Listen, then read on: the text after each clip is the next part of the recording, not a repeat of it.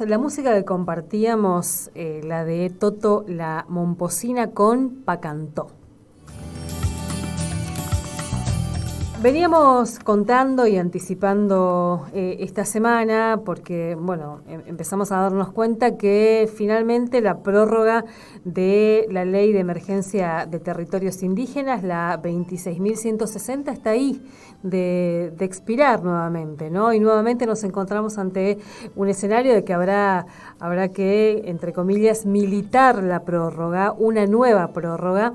Y para hablar de esto está en línea Josefa Kiki Ramírez, integrante de MIPA y ENDEPA, para contarnos un poco cuánto se avanzó desde la prórroga del 2016 en adelante y cuál es la urgencia que hay que plantear ahora.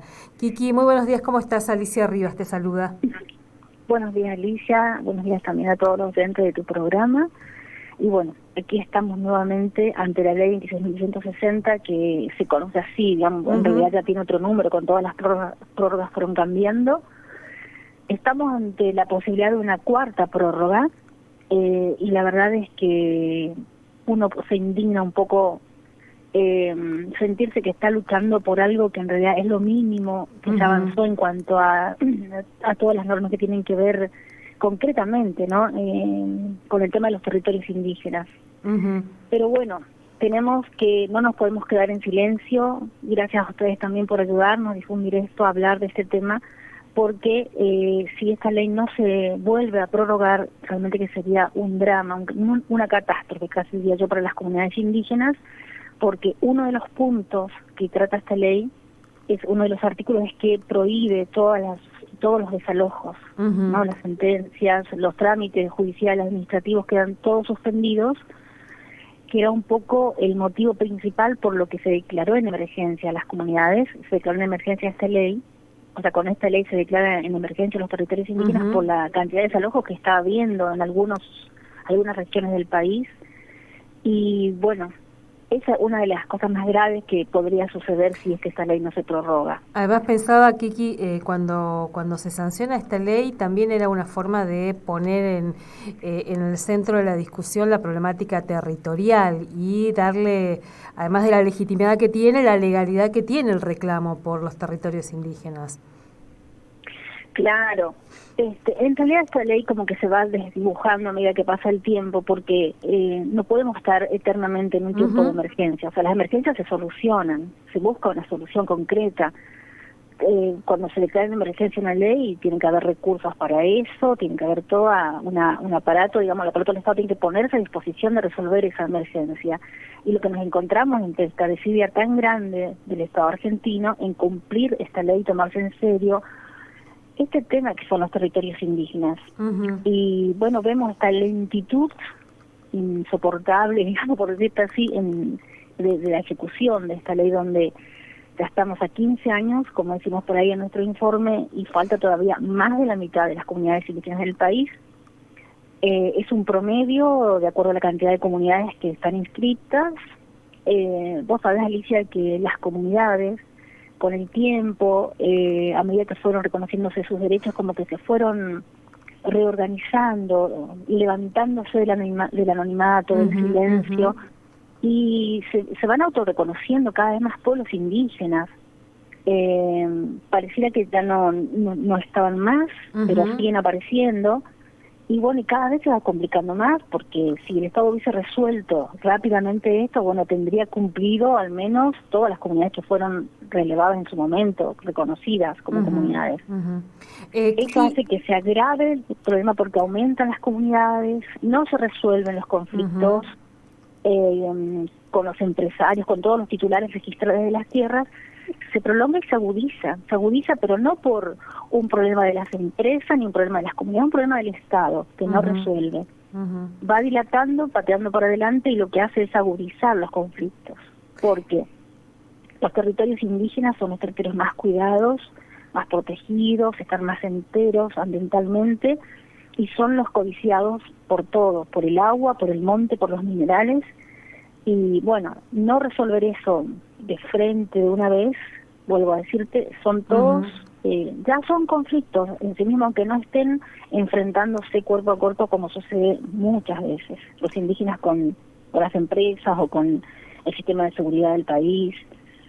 Así que bueno, es urgente esta prórroga porque es la que suspende los desalojos, es la que mejor está protegiendo en este momento la integridad de las comunidades en sus territorios y también la que permite marcar, por decir así, los territorios que usan las comunidades, marcarlo científicamente y hay un reconocimiento del Estado que ese territorio demarcado es posesión tradicional, actual y pública de una comunidad determinada. Tiki, estaba viendo el informe que compartieron ustedes en relación a la cantidad ya de comunidades relevadas, las que faltan, la cantidad de hectáreas que están involucradas y pregunto, una vez que termina el proceso de relevamiento, aparece esta resolución administrativa, ¿qué implicancias tiene esa resolución administrativa? De los relevamientos culminados. Una vez ya terminados, tienen esa resolución administrativa. ¿Qué implica para la comunidad? Esa resolución está inserta, por decir así, en una carpeta con una cantidad de hojas donde consta toda la historia del relevamiento, es decir, consta, por empezar, una historia de la comunidad, un informe social de la comunidad, un informe antropológico, o sea, avalado por profesionales apropiados para decir, bueno, esta es una cultura de un pueblo determinado, con sus costumbres, un modo de ocupación de acuerdo a la cultura de este pueblo.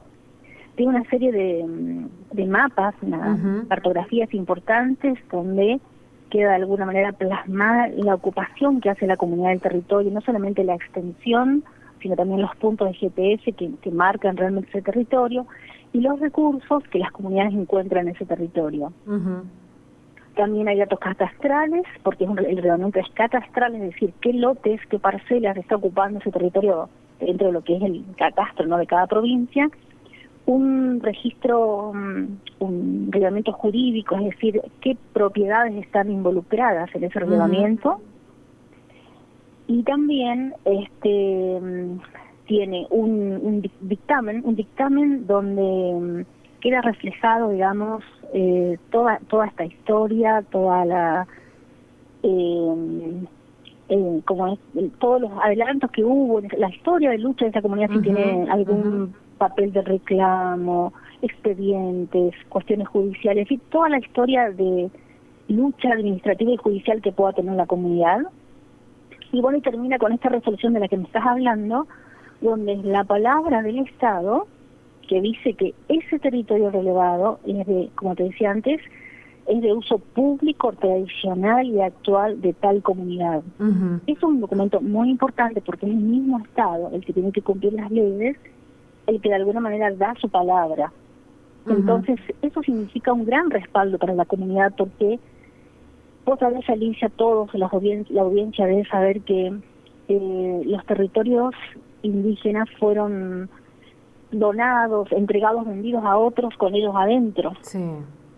Y esa ocupación ancestral, nunca teníamos prueba de eso, nunca tenían prueba las comunidades. ¿Cómo demostrar que ese territorio es tradicional? Sobre todo para algunos pueblos como los pueblos que viven en la selva, los selváticos, que no dejan marca, no dejan marca en los territorios, o muy poco. En cambio, los pueblos que viven en lugares de piedras, por decirlo así, donde quedan monumentos, quedan restos que no se van con el tiempo. Los indígenas del monte, de la selva, son todos reciclables, no queda nada, o sea, todo se desintegra en la naturaleza misma y no es fácil demostrar. Tienen que hacer estudios muy profundos para demostrar que eso es un territorio ancestral. Pero con esta carpeta, con esa serie de documentos, es una prueba contundente de que es territorio de ocupación ancestral de los pueblos indígenas. Entonces tiene muchísima relevancia, muchísima importancia, porque es una prueba que tienen las comunidades para demostrar su territorio. Nosotros decíamos la importancia que tiene, por ejemplo, cuando uno presenta el conflicto de la comunidad de Caacupé con la empresa Carva y decir que lo que se está desmontando es un territorio relevado de las comunidades en el marco de esta ley, le da como otro marco de protección también y de legalidad a esa demanda de las comunidades. Sí, es una herramienta de prueba muy importante, o sea, porque no es como antes, que era, viste, palabra contra un título tremendo de propiedad, contra, bueno, un montón de alambrados, edificios, pago de impuestos, es decir, los no indígenas que fueron, no digo usurpados siempre, pero sí, que recibieron de manera, ¿cómo te puedo decir?, mal estos títulos, porque eran de otros, tienen un montón de cuestiones para demostrar, pero los indígenas no tenían hasta el momento. Con este relevamiento, con esta ley, lo que obtienen es una prueba muy importante. Y que lo dice el mismo Estado, que es el que tiene que cumplir las leyes. Incluso en ese dictamen, o en esa resolución, no me acuerdo bien en cuál de las dos partes, dice, bueno, que este material sirve para tramitar, no sé, administrativamente y judicialmente los territorios. O sea, el mismo Estado sugiere eso, digamos. En realidad no debería hacerlo, porque el Estado tiene que cumplir las leyes donde dice que se reconoce también la propiedad indígena, no solamente la posesión. Claro. Y con eso otra vez le larga, por decir así, a las comunidades la responsabilidad de seguir luchando judicialmente en sus territorios cuando ellos legalmente tienen que resolver administrativamente. Que fue la primera crítica a esta ley cuando salió, digamos, ¿no? Queda a medio camino ahí. Es una ley parcial para resolver el tema de los territorios. Es una ley complementaria a otra, por ejemplo, el convenio 169, que es una ley nacional supralegal, o sea, está por encima del Código Civil, el convenio, se puede considerar una ley realmente nacional y tiene su número que no me acuerdo en este momento. Ahí reconoce la propiedad, incluso hay ciertos procedimientos, entonces esta ley pasa a ser una ley complementaria a ese convenio 169 que sí ordena la propiedad también, no solamente la posesión. Kiki, en este informe también es muy interesante ver provincia por provincia la existencia de comunidades. Uno se imaginaría, bueno, en provincias como Buenos Aires, que se esté hablando de más de 50 comunidades, 23 relevadas, casi 29 sin relevar. Salta, por ejemplo, el dato de Salta es muy impresionante. Donde hay mayores conflictos, Alicia, Salta, Formosa, Chubut, Neuquén, lugares de mucha conflictividad, porque ya sea por los ojeros, los desmontes, la minería. Bueno, el gobierno de Formosa, por ejemplo, Formosa, es increíble. Donde hay mayores conflictos, rechazo hacia el indígena, hacia los derechos indígenas, son los lugares donde menos ejecución tiene.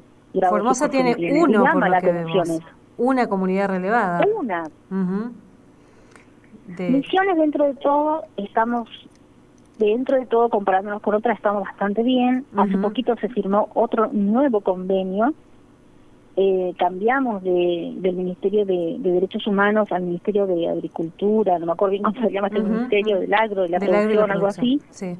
Bueno, ahora es el Ministerio de la Provincia de Misiones encargado de realizar el relevamiento junto con el CPI, que es el Consejo Participativo Indígena, con indígenas que tienen que estar involucrados en la planificación, en la ejecución de esta ley. Se hizo un nuevo convenio y en este momento se empezó a ejecutar de nuevo este nuevo convenio y un compromiso con 49 comunidades nuevas que tienen y ya están empezando ese trabajo. O sea, ya se inició, se está aplicando este nuevo acuerdo, este nuevo convenio con este ministerio. Eso ahí vamos a avanzar bastante porque... Te iba a preguntar eso, Kiki, porque hasta hace un tiempo también que había quedado dudas que en relación a el equipo interdisciplinario que tenía que ir a territorio a hacer el relevamiento. ¿Quiénes son? ¿De qué organismo depende? ¿Y cómo es el trabajo de ese equipo? Sí, bueno, hay un coordinador que es Lautaro Sosa, él es un antropólogo. Creo que no estaba ligado a ninguna oficina de gobierno. Sí, él es una persona que conoce al menos a la OMBEA, conoce la cultura de la OMBEA, por lo menos una persona que tiene acercamiento a las comunidades, creo que conoce bastante. Bueno, tiene un equipo de antropólogos y trabajadores sociales que no son indígenas, bueno, personas jóvenes se supone que, bueno, estarán bien encaminados, me parece a mí, por Lautaro. Hay un grupo de indígenas, alrededor de 8 indígenas, que son los técnicos que son los que hablan el idioma, es el que se acerca a las comunidades para hacer esos relevamientos sociales, históricos. Y el CPI, que es el Consejo Participativo Indígena, que son 3 o 4 indígenas, 4 hay acá en la provincia de Misiones, que ellos deberían estar evaluando, monitoreando muy de cerca la ejecución de esta ley, que ojalá en este periodo de las 49 comunidades sea mejor que el anterior, que el otro tuvo muchísimas falencias, falencias. Porque no lo han hecho bien, en muchos casos no hicieron bien el trabajo, comunidades que no terminaron de regar los territorios. Los territorios indígenas siempre tienen que ser continuos, nunca pueden estar divididos, y vos ves islas y pequeños espacios de tierra, digamos, que no puede ser. Y bueno, han hecho a las apuradas sin tomarse en serio. Ojalá que este nuevo equipo trabaje mejor que el anterior. Kiki, y para cerrar, por lo que vemos hay un conversatorio que están organizando para hablar de este tema, de la ley 26.160 y también del convenio 169 de la OIT. Contanos un poco así brevemente de qué se va, quiénes van a estar, digamos, este conversatorio que comienza el viernes 3 es el inicio de una serie de conversatorios que van a ser 7 en total. Vamos a ir dando difusión de a poco, donde vamos a ir abordando esta ley en relación a otras leyes nacionales, internacionales, como que la vamos a mirar de distintos lados, ¿no? Distintas visiones. Van a estar a cargo de abogados que están ligados a ANDEPA o que estuvieron, u otras organizaciones que trabajan con indígenas, así que son abogados todos con alto conocimiento de esto, de las leyes indígenas. Van a estar indígenas de distintos pueblos hablando de su experiencia con respecto a esta ley de los territorios, y otros actores sociales que son sensibles a este tema, que están colaborando con la causa, que son organizaciones, ONGs, antropólogos. Hay distintos actores que también van a estar complementando desde su visión. Y bueno, vamos a ir como en los 7 conversatorios poniendo luz, por decir así, en todos los rinconcitos que hacen a esta ley. Es decir, todos los aspectos que abarca la ley, que es una ley corta, vamos a ir como desarrollando de a poquito, vamos a ir ligando a las leyes internacionales, a fallos de la Corte Interamericana. Es como vamos a abordar en su plenitud, por decir así, todo el tema territorial y las voces de estos actores que están involucrados en el tema. Los indígenas principalmente, ellos son los actores principales de estos conversatorios. Vamos a estar difundiendo a través de una pieza gráfica con un link para entrar y bueno, ir escuchando e informándose sobre estos temas, más otros materiales que vamos a ir sacando en todo este tiempo para poner en la agenda para este instalar tema en la sociedad y para lograr incidir, ¿no? Lograr incidir y que se vuelva a prorrogar la ley. Kiki, muchísimas gracias por este tiempo, No, gracias a vos, Alicia. Gracias por el interés que siempre tiene la Radio Universidad con los temas indígenas. Son nuestros aliados seguros. Ahí vamos a estar en el conversatorio también, Muchas gracias. Bueno, muchas gracias, Alicia. Un abrazo grande. Abrazo, hasta luego. Josefa Kiki Ramírez, del equipo de MIPA, de ENDEPA también, el equipo de Pastoral Indígena de Misiones y el equipo nacional, hablándonos de esta necesidad. Es urgente, porque mientras todos estábamos hablando de la campaña, mientras todos estábamos hablando de otras cosas, la pandemia obviamente, caímos en cuenta que el 23 de noviembre cae la ley si es que no hay prórroga. La ley 26.160 que obliga al relevamiento de los pueblos indígenas. Es una ley de emergencia que, entre otras cosas, así lo más evidente es, además del relevamiento, que evita o frena o es una herramienta para frenar los desalojos en los territorios indígenas. Y esta necesidad de que aparezca nuevamente en la agenda de los legisladores, que son los que tienen que prorrogar también esta ley. Y insisto con esto, los datos que van como apareciendo, que es muy interesante, hasta ahora la cantidad de hectáreas que deberían estar relevándose, territorio indígena de nuestro país, 8.011.830 hectáreas, un total de 1.756 comunidades indígenas. Hasta ahora se relevaron 743, carpeta terminada, dirían las comunidades, con la resolución administrativa tal cual lo contaba Kiki Ramírez. Y cuando uno va desglosando el informe que comparte ENDEPA y EMIPA, ahí se puede encontrar con las asimetrías que hay en relación a las distintas provincias. La situación de Salta es por la cantidad de comunidades que hay, que son en total 808 comunidades. Hasta ahora se relevaron solamente 203, solamente es mucho igual, digamos, ¿no? Pero lo que falta todavía y lo que está en conflicto ahí en Salta.